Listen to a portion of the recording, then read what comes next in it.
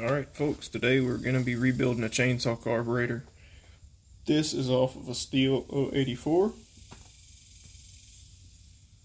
I'm not even sure if I got the right carb kit because through the factory the carb kit is no longer available. This is a Tillotson carb. I don't know if they still make them. More than likely this is older than I am, so well, as far as I can tell, this is the kit that goes to it now. It's a Stihl kit. It says Tillotson original parts. I don't know. I'm not too sharp on carb kits, but it appears that it's just the OEM kit from Stihl. First thing I'm going to do is dump everything out the bag onto a fairly clean surface. Separate all my parts out. Looks like there's two styles of needles. Welch plug. I try not to mess with Welch plugs too often. They're kind of a bear to mess with.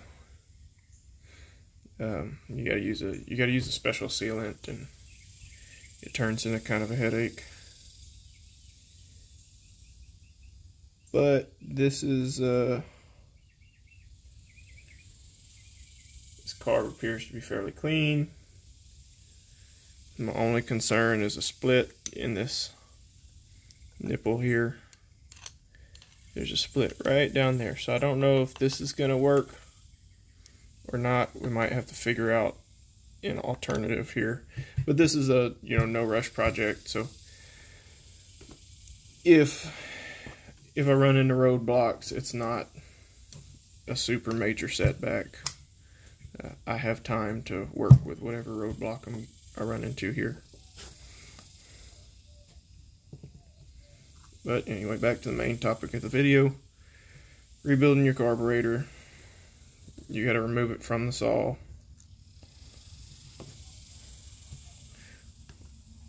Or these are pretty similar to any two-stroke equipment. Just do one side at a time. I'm not cleaning this one because it's fairly clean inside. I didn't see any deposits last time I tore it apart. So this is just a freshening up.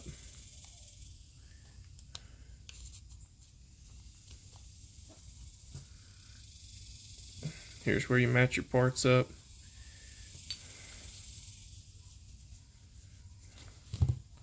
So need this one and this one.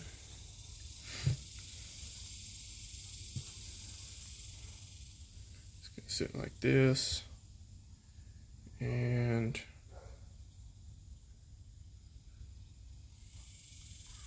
sit on there.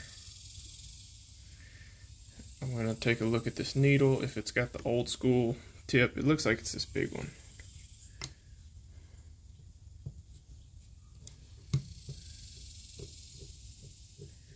Hold your thumb over that metering lever. That's the piece that holds that needle in place.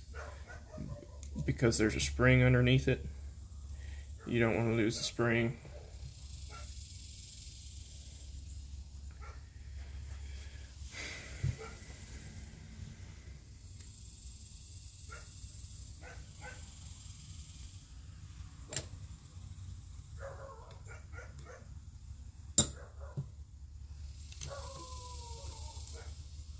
Yes, this is the old school needle,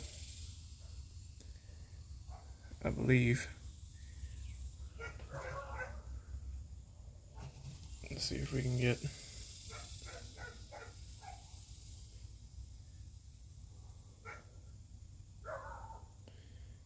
either way. That tip has seen better days. You can see that it's now in multiple colors. I rubbed on it and it flaked off.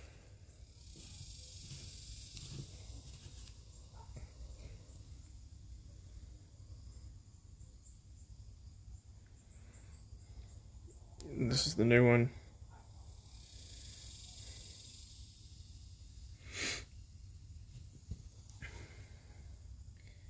And anything you pull out, you want to look underneath it, make sure that there's nothing trapped in there that'll cause you problems. This is all just kind of finicky, tedious stuff. You know, most of the any of the pros watching this are gonna say, "Oh yeah, I know how to do that." But this is more set for your beginner, intermediate, tinker.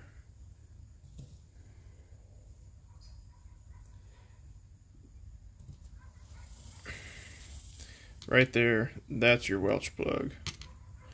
So that one's seated in there nice and tight. As far as I know, there's no issues with it. So not a major concern as far as trying to get that out of there.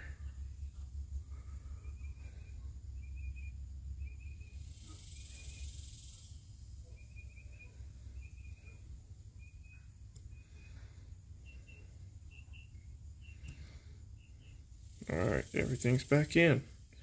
Got to put the screw back in there.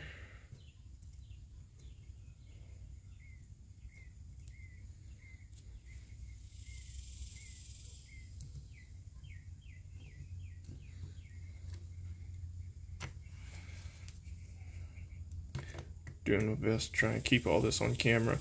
This is actually a good carb to make a video with. You're trying to show people how to rebuild a carburetor because it's huge.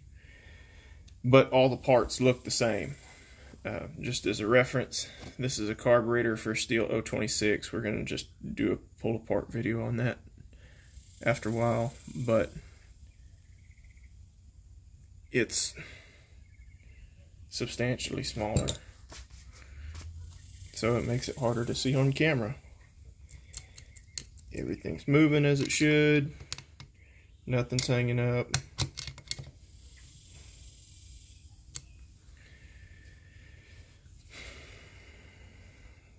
These diaphragms are pretty much one way. They're only going to fit in one direction. See how all my holes line up.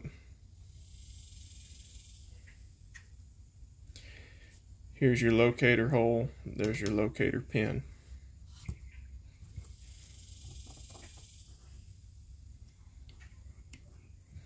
You have another locating pin over here, but you see you can't get this spun around because these two pins prevent you from doing that.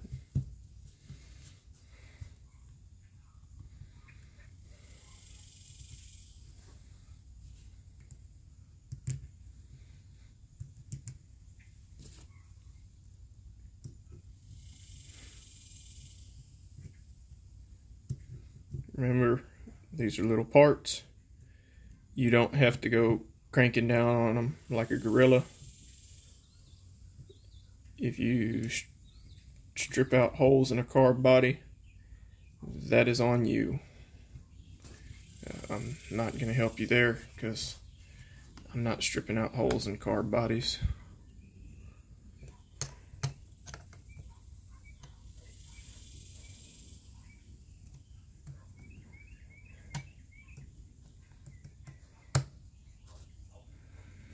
Anytime I'm tightening something down, I tighten it down in a pattern. You probably just, on this you could probably go all the way around, but I crisscross.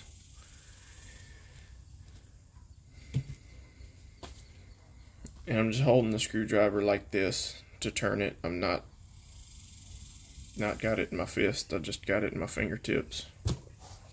That should be plenty for a little carburetor. All of these are, I've already taken this apart one time and looked at it. That's why I know it's clean. That's why I'm not cleaning it out. And I reuse the metering lever that was in the carburetor. Far as I know, the carburetor was not the reason this saw failed. So that metering lever that was probably set at the factory, probably never got fooled with. If I stick the new metering lever in there, I don't know if it's going to be set differently. I don't have the tools to show the stock factory settings on these metering levers.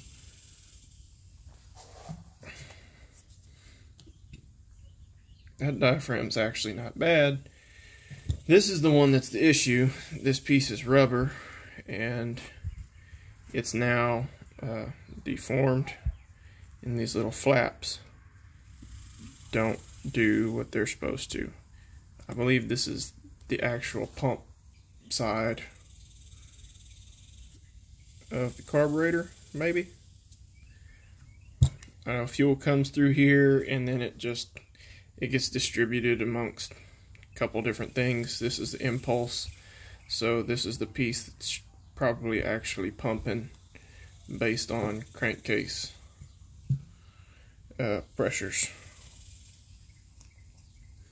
So if we set it all back where it was, fuel comes through here. It looks like it's going to come out of this hole.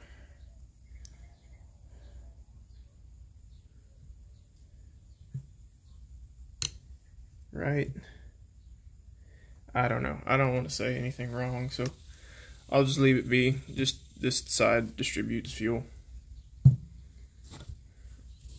This is the new pump, or check valve, or whatever you want to call it. Here's a new gasket.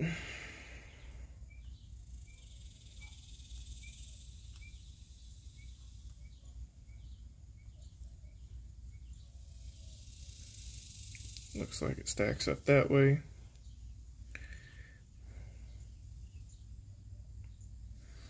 You might be able to see a little bit of trash in that screen. I changed the screens out. That's not a big deal. It's not going to affect any sort of settings or anything. Just get in there with something sharp, catch the corner, toss it out.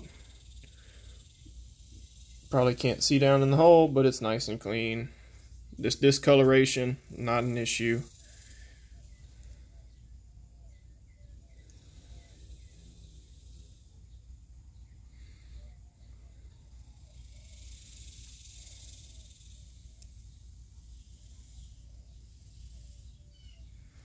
That's all there is to that fuel screen.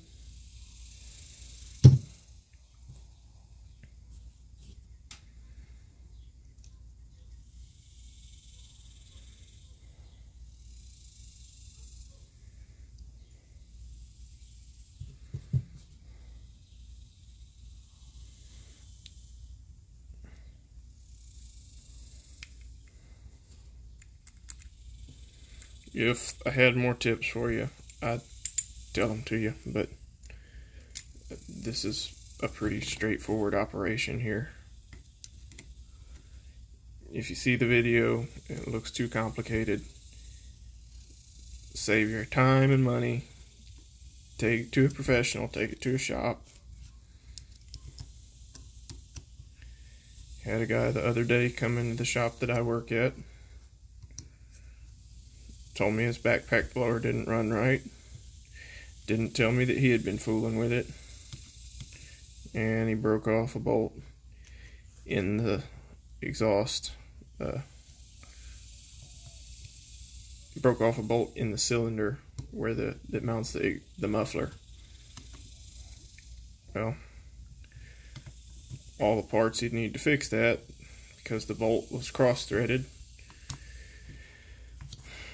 Parts or labor and everything, he was better off buying a new backpack blower if he'd have taken it to the shop.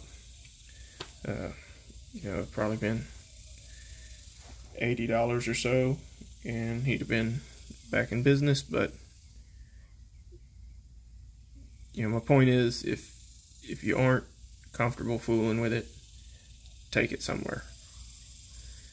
But there you go. That's how you rebuild a carburetor, and that's what you get in a carb kit. If you're not familiar with any of that, and you're just watching this for, you know, watching it for grins or whatever, or information, this is what you get in a carb kit. Some gaskets, some diaphragms,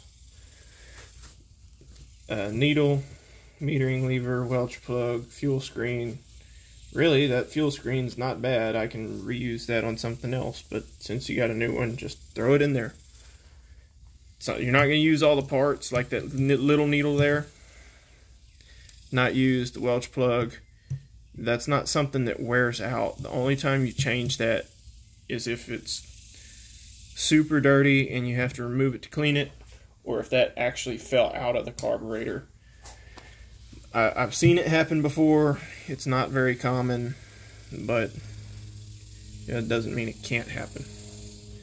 So I hope y'all enjoyed that one.